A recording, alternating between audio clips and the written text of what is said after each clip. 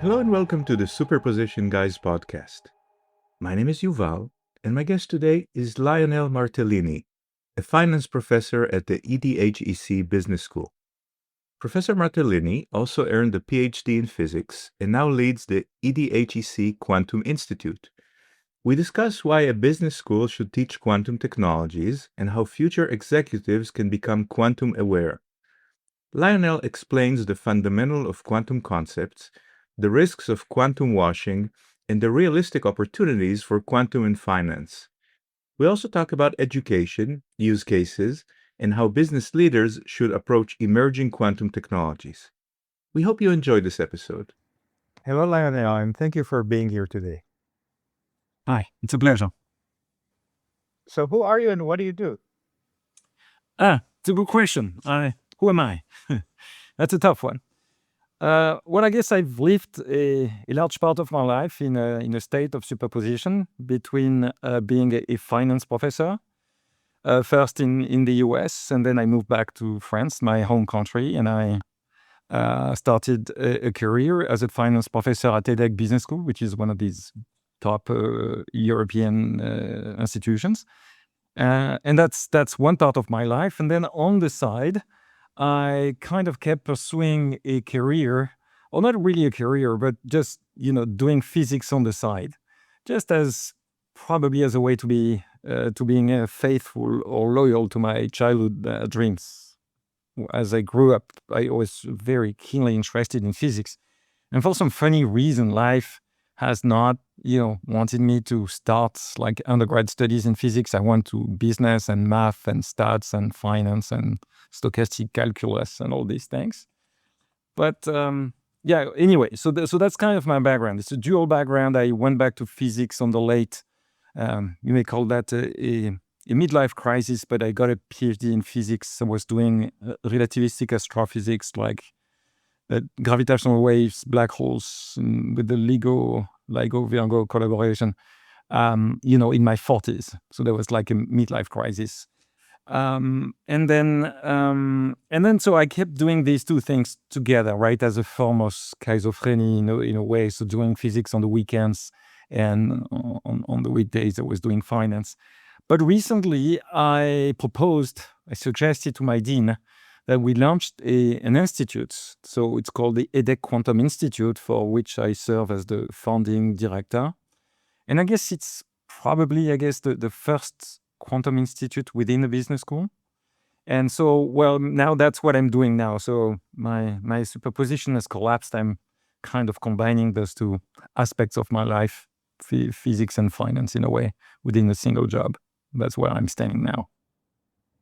I went to a business school in Chicago, Northwestern, and during orientation week, they reviewed addition, subtraction, the quadratic equation, and some really basic math. So having a quantum program in a business school, what are you teaching? Quantum error correction for accountants? I mean, what's the reason for this?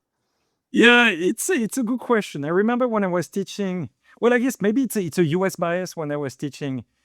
I don't want to say bad things about US MBA students, but I was teaching MBA students back in the US, and then somebody asked, can you, explain for those of us who are mathematically challenged? I mean, like the same thing, but and I said, well, I'm sorry, I just did. So that's the bad news. I can't do any better. Anyway, yeah, you're raising a good question. Here is the way we think about it. We think, at least that was the founding thoughts behind that institute.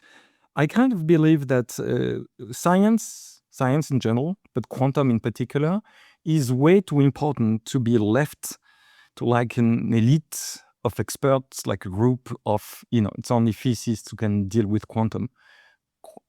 Quantum is very important, and as those second generation quantum technologies are maturing, they are eventually bound to impact, several industries, if not all industries, depending on how we think about the scale of development.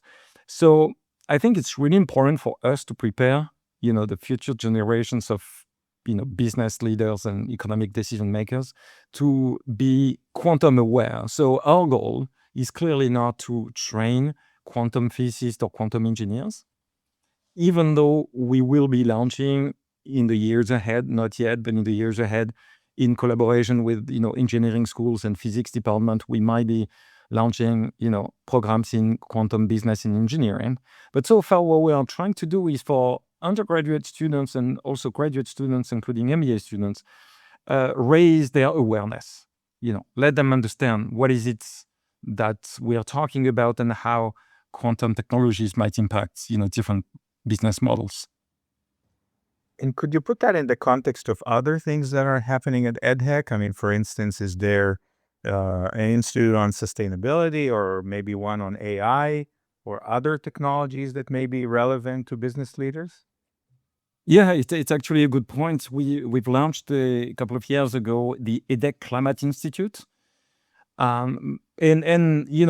We started by doing climate finance and thinking about measuring the impact of physical risks and transition risks on portfolios and assets. But then we moved on we expanded the scale of our research to climate science, more generally speaking, because we feel that it's extremely important for our students to be exposed to these themes as well. We also have an AI research center, and AI is obviously a big component in all of our classes now. So in a way, the way I like to think about it is, for AI, business schools have been like a few years late. Everybody got kind of caught by surprise by this ChatGPT moment where all of a sudden the thing happened, and then the next thing everything is changing around you. So we adapted fast, but a little late. I guess for quantum, it's fair to say that we are a little bit early. How early are we? Well, that's an interesting question. But for this case, we are early. So, but yeah, to answer your question more directly, we believe at EDHEC in the hybridation of knowledge, the fact that these boundaries between business schools and engineering schools are somewhat artificial and obsolete. That the younger generation has to be, kind of technology fluent if they want to, make a living in this new world. What do you think so if you were holding a class and say it was CEOs and CIOs, and what do they need to know? What's critical for them to know about quantum computing? And what did you find to be the hardest thing to convey? Well, yeah, I think there's a clear need to, I call that reclaiming the quantum narrative. As you well know, the current quantum narrative is a little disturbing. On the one hand, what we teach to physics and engineering students or math students, essentially what we tell them is shut up and calculate. You guys can do the math, so you understand the Hilbert space formalism. As long as you're comfortable with this Hilbert space formalism, just don't think about what quantum tells us about the world or reality. Just do the math, and the math works well. Now that's what we say to people who are kind of savvy in math and science. Now, for those people who have just like a business background or no science background, then we tell them, well, quantum is weird. Quantum is very mysterious. Nobody understands quantum. And well, that's just, it's just the same concept again, like don't try and understand. It's beyond you, well, and it's actually beyond everyone else. Well, I think that this narrative is really counterproductive. And I think we have to do better than this. Maybe in the early stage as a young physics student, when you come to quantum, then this mystery of quantum is something that kind of attracts you, and that's beautiful and kind of exciting and mysterious. But then when it comes to implementation, adoption, understanding, then I think it clouds a little bit, or any attempt from someone who's not a physicist to try and get their hands on what quantum computing can mean. So, the way I start the discussion is always by trying to give a little more sense and background behind the fundamental quantum principles. And, for quantum computing, the two fundamental quantum principles are superposition and interferences that go with being in superposition, and entanglement. And so I think it's really important. So I do spend a fair amount of time, maybe more than I should, with those, non-physics students talking about the foundations of quantum physics, the history behind quantum physics, the great debates between, the giants, Bohr and Einstein in those Solvay conferences, and thinking carefully about, the different camps, the realists with, Einstein and Schrödinger on the one hand, and then, Bohr and Heisenberg and the other ones that had a more instrumental, understanding of quantum mechanics. And I think it really helps people. Looking at these, debates, then they understand that there are different sides to the question, and that I think is enlightening. And then that typically allows us to get a better understanding of how can quantum computing obtain this speed up, whether they are quadratic or exponential speed ups. That's at least what I'm trying to do. Whether I'm successful or not, well, I guess we should ask the students. Yeah. Like any new technology, quantum has two sides. There's a risk of using quantum, or there's a risk that's born through quantum technologies, and there are obviously tremendous opportunities. Risk being more on the security, for instance, cracking encryption and so on. Do you focus on one more than the other? Right. It's a good question. I have a bias, which is I like to address the reptilian side of people's brain, and using the fear factor, as effective as it is not my preferred way into explaining to them why they should be interested in quantum. I'd rather share my enthusiasm and my love for the topic. And in a way, what I like to tell students and what I like to share with them is that even if some of them may eventually never, ever get to work with anything related to quantum technologies, either because quantum technologies don't make it through and they don't, come to that maturity level that we hope they are going to reach, or because those students will eventually get jobs that are entirely unrelated to quantum technologies, I like to think, I have the weakness to think that trying to think carefully about what quantum is, what quantum tells us about the world, is a great learning experience. It is an invitation to think about the complexity of the real world.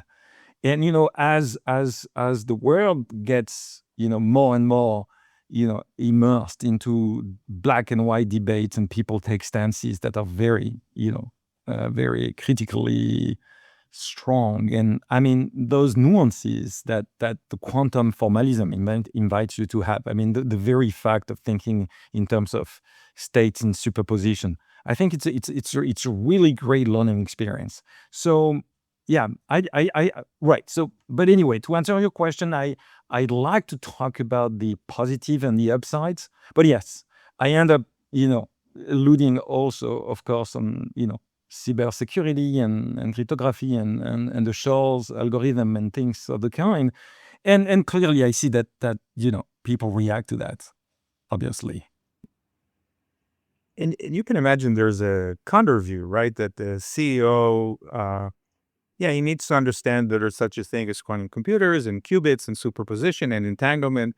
But ultimately, just like a CEO may or may not understand how the iPhone works, they just say, oh, but I can do these applications with it. So should the focus be, I understand the romanticism of understanding quantum technologies and the way it makes you think about the world.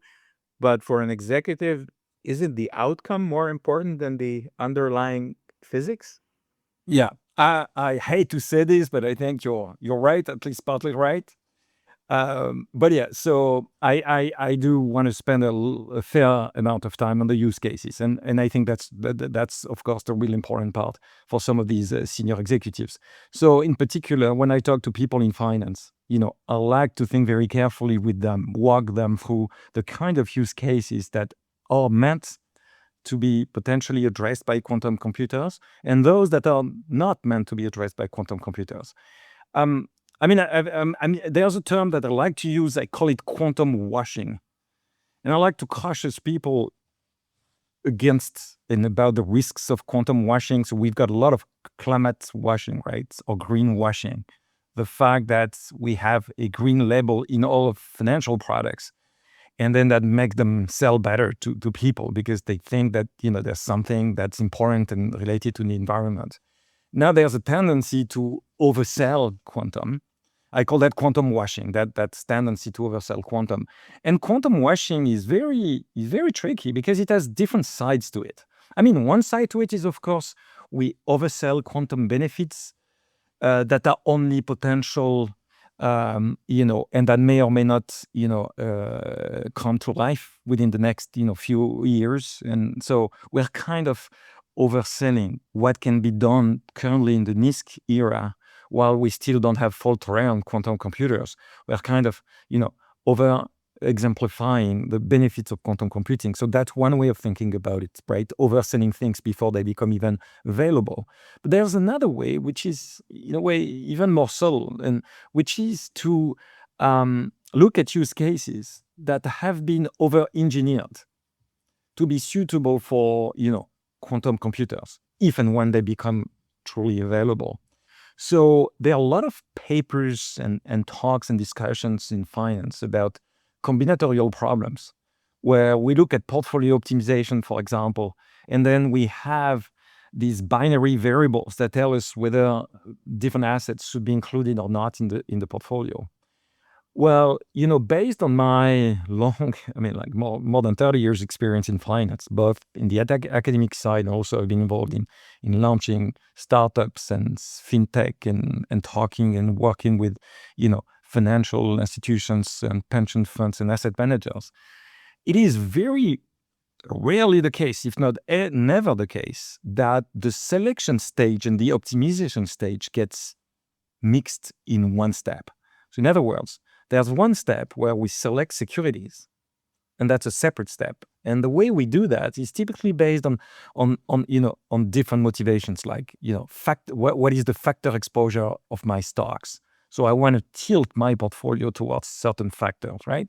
Also, you could have ESG kind of constraints. So I want to, increase the score of my portfolio with respect to environmental, social, or governance factors.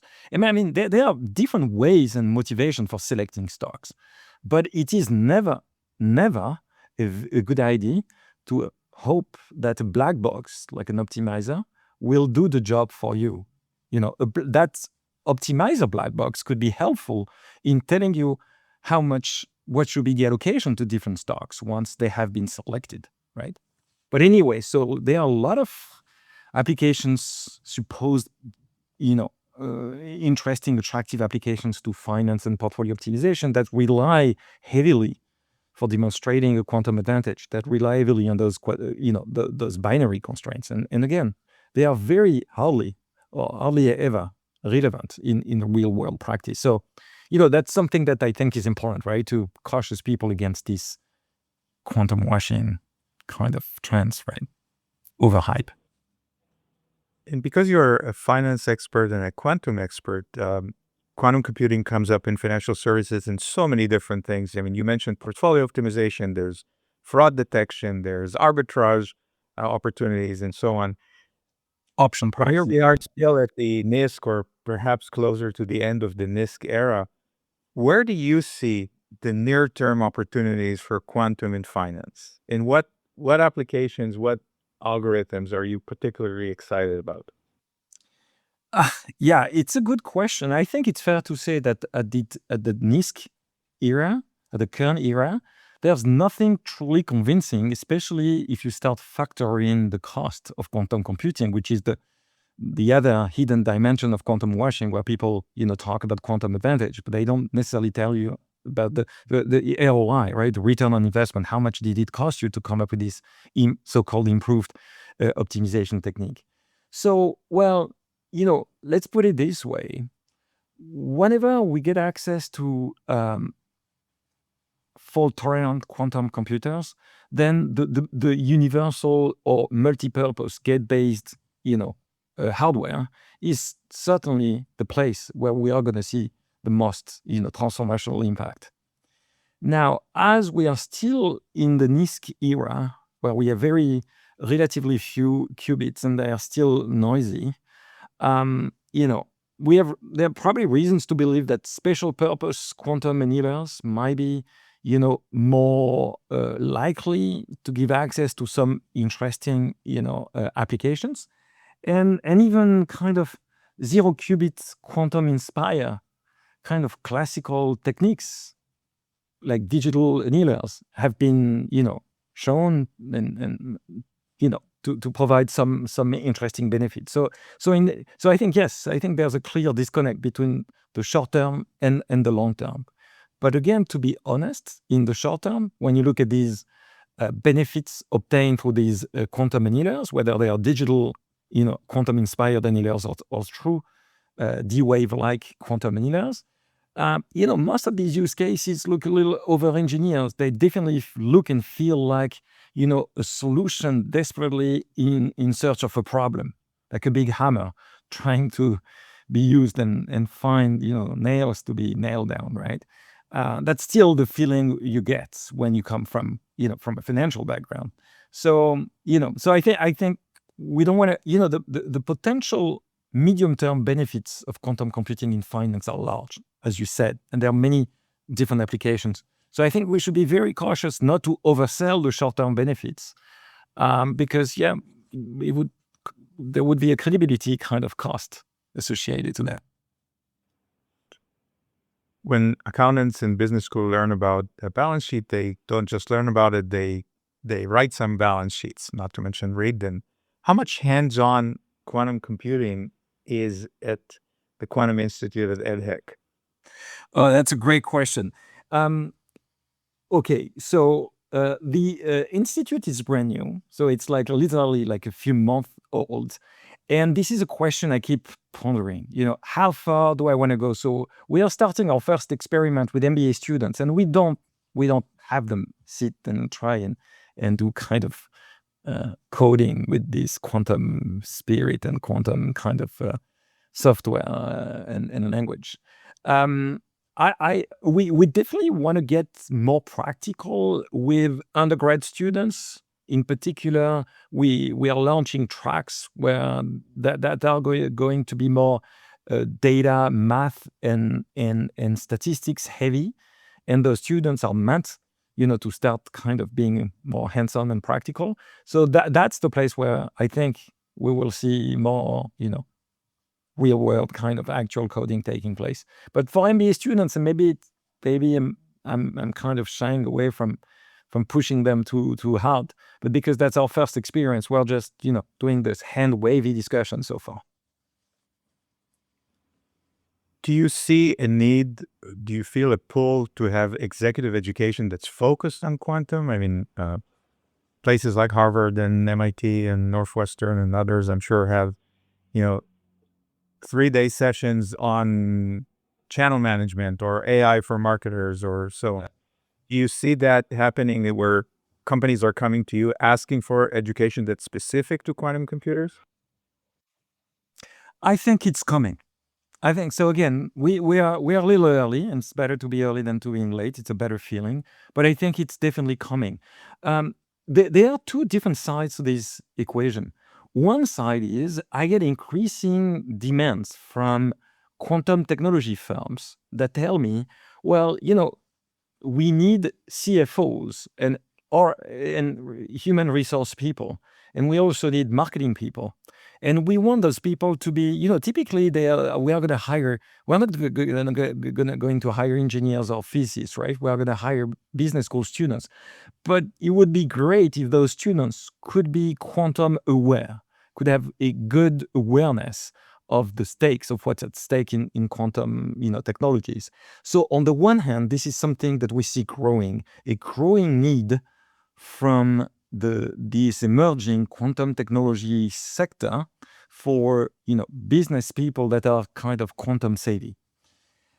So that's one part of the equation, and that one we already feel it, and we see interest in hiring some of our students by quantum kind of quantum computing firms, hardware, software, and the rest. Now, the other side of this equation is then the end users, right? The industry users, like the financial industry, and then the aerospace and other industries. It's more like a pull and push. So we are discussing with different people, and they show interest. I wouldn't say that they feel an urgent need for training their teams right now, but I think they understand that the time will come.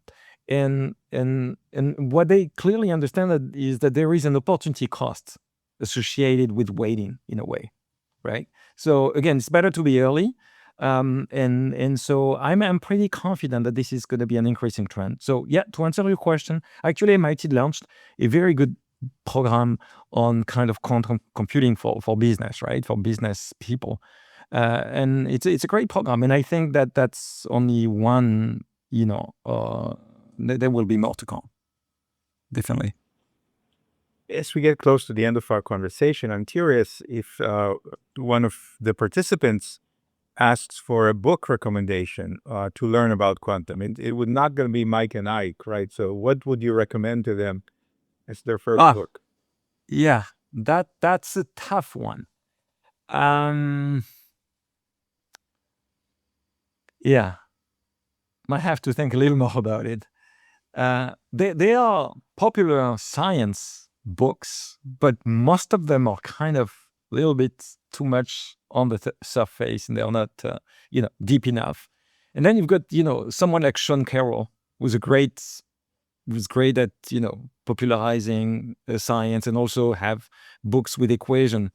But his quantum kind of book has a very strong emphasis on quantum field theory, which, is not probably going to be very useful to business people wanting to get interested in quantum. So, I think that's an interesting challenge. I think the one that we will recommend is the one that we will end up writing.